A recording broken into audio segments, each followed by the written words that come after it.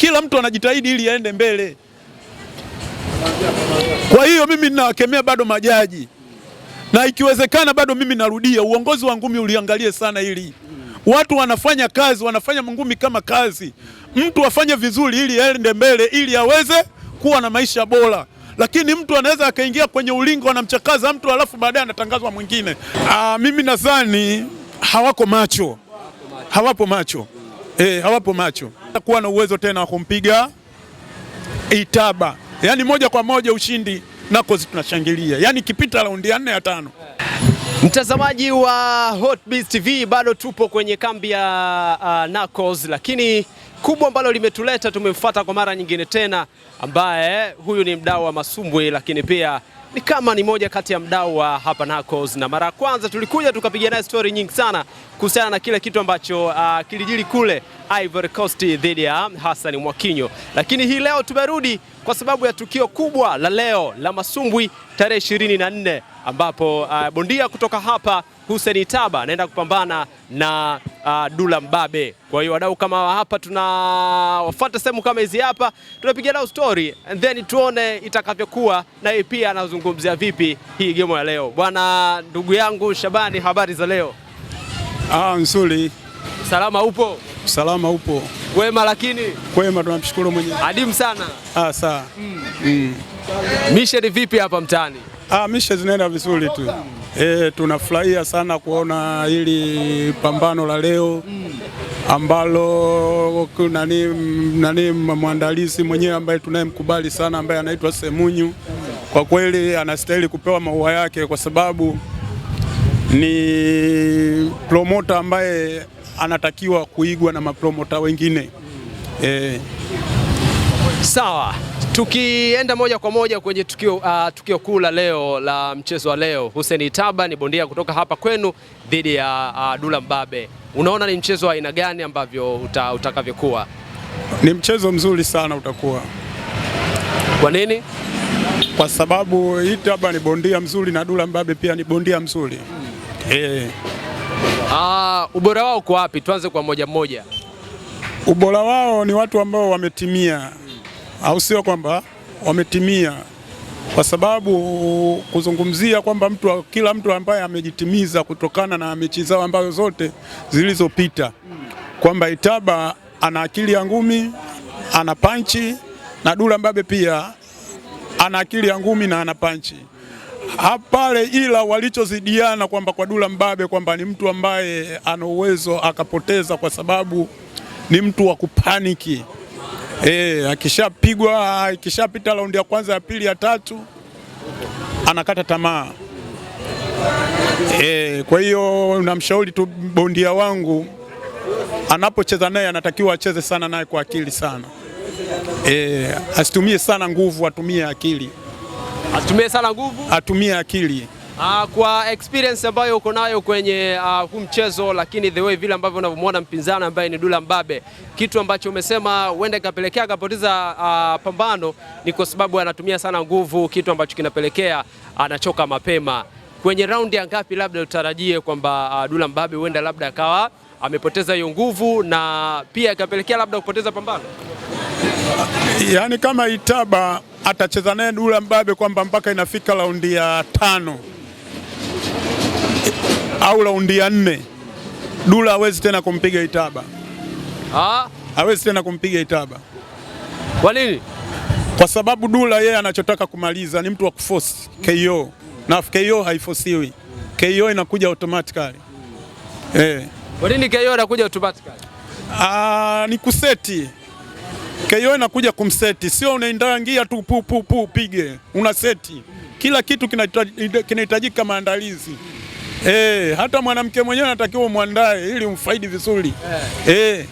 Unamaanisha kwamba Dula Mbabe hana technique za kutengeneza KO?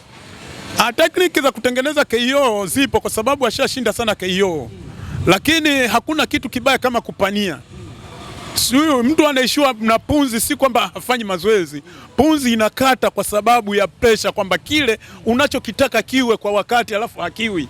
Ndio sasa mtu pale ndio anapoteza punzi. Sawa, ubora ambao yuko nao Hussein Itaba uko wapi zaidi yani? Na tukiangalia mapambano yake 10 ya mwisho, 7 yote ameshinda lakini 3 amepoteza.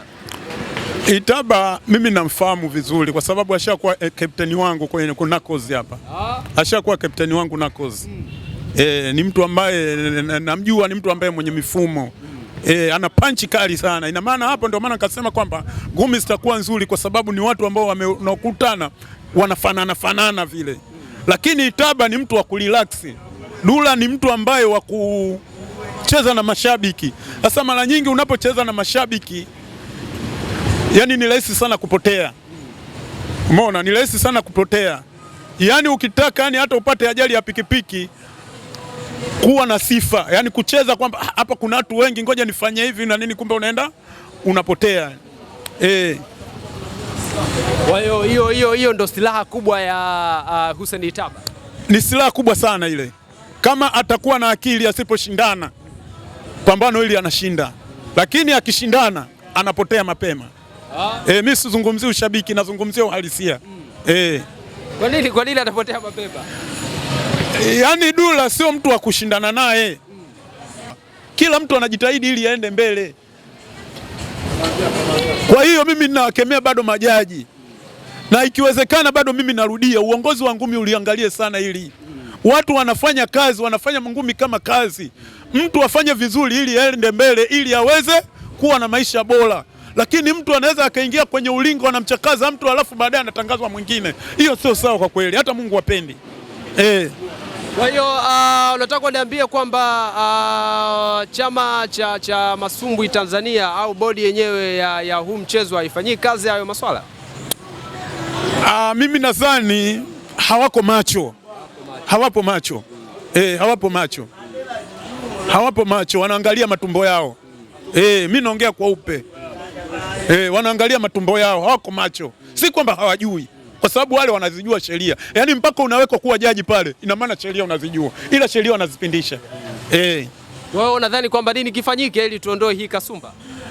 Kitu ambacho kifanyike, kama ikionekana inaendelea, hata serikali, hata waziri wa michezo waliingilia hili swala. Au na tugeuze tena kuleta utaratibu wa majaji wa nje kama vile kwenye mchezo wa mpira unavyokuwa kwenye dabi. Hii inaweza kusaidia pia au? Hiyo itakuwa inasaidia sana, lakini kinachosaidia vizuri kwanza, nyinyi wenyewe kwanza mjitengeneze muwe sawa. Tusitegemee sana nje. Kwanza nyinyi mjitengenezee sheria zenu kwamba Tanzania bwana, hata kama ukienda mambo yanaenda hivi. Tusiige kwamba mtu akienda nje wenzetu wanapendelea nini. Sasa wewe ukiigiza ubaya, na maana wewe unaigiza ubaya na wewe ni mbaya. Ukiigiza mwenzako kafanya ujinga na ukifanya vile vile, ina maana nao unafuata ujinga. Si tunachotakiwa pale maana yake kutenda haki, na maana tunatengeneza mabondia waliokuwa imara. Bado narudia kwamba ni unapofanya vile unapofikia sasa bondia sasa ule wa kubebwa akienda nje ndio anaenda kufanya ujinga kule, nchi inakuwa inadhalilika. Ukisikia bondia kutoka Tanzania fulani Tanzania hamna kitu bwana. Mabondia wazuri wanabaki ndani, wabaya wabovu wanaenda nje, nchi inakuwa inadhalilika. Ndio. Kwa hiyo unataka umaanishe kwamba kutokana na matokeo ambayo majaji wanayatoa na kuamini kwamba haya matokeo yako sahihi inachagiza pia na kutengeneza mabondia bora nyumbani? Ndio inachagiza, kwa sababu wanaoenda nje ina maana wengi hawajakizi vigezo. Hawajakizi vigezo. Wengi unamkuta mtu kaenda nje lakini hajakizi kigezo cha kuweza kufanya nje, kwa sababu ufalme kwanza unatengenezwa ndani. Si umenielewa? Kwa mfano mimi na hapa kuna mabondia 10. Au sio bwana? Ili ujiite wewe ni bora, kwanza uwapige wale wenzio. Ukishamaliza wale sasa ndio wanakupa hicho cheo cha kuwa namba 1 Tanzania. Lakini uwezo ukajiita namba 1 hali ya kuwa wewe sisi huku bado hujatupiga. Utajitaje namba 1? Akakuchagua nani kuwa namba 1 wewe?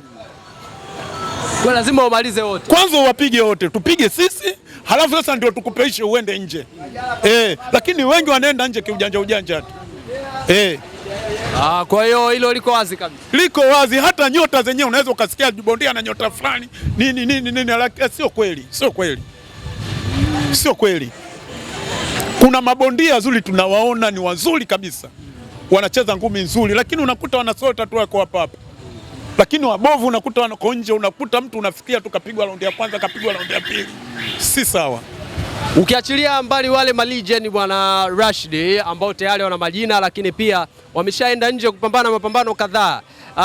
Kwa sasa hivi nikikupa nafasi umchague bondia ambaye ni upcoming, anakuja kwenye game lakini anafanya vizuri sana, kwako wewe anastahili kwenda kucheza nje, ni yupi? Atoke kwenye kempo yote ile pale, sio lazima atoke Knuckles. Tony anastahili kwa sababu boxing yake inaonekana. Ukichukulia kuna mdogo wetu Oscar hapa anastahili. Kuna mfaume hapa anastahili kwenda nje. Kuna mwingine chipkizi hapa, picha yake nadhani hapa haipo. Yule dogo ule pale, jina lake bado sijalifahamu vizuri. Anafaa kwenda nje kutuwakilisha. Kuna kina Choki wote wanafaa.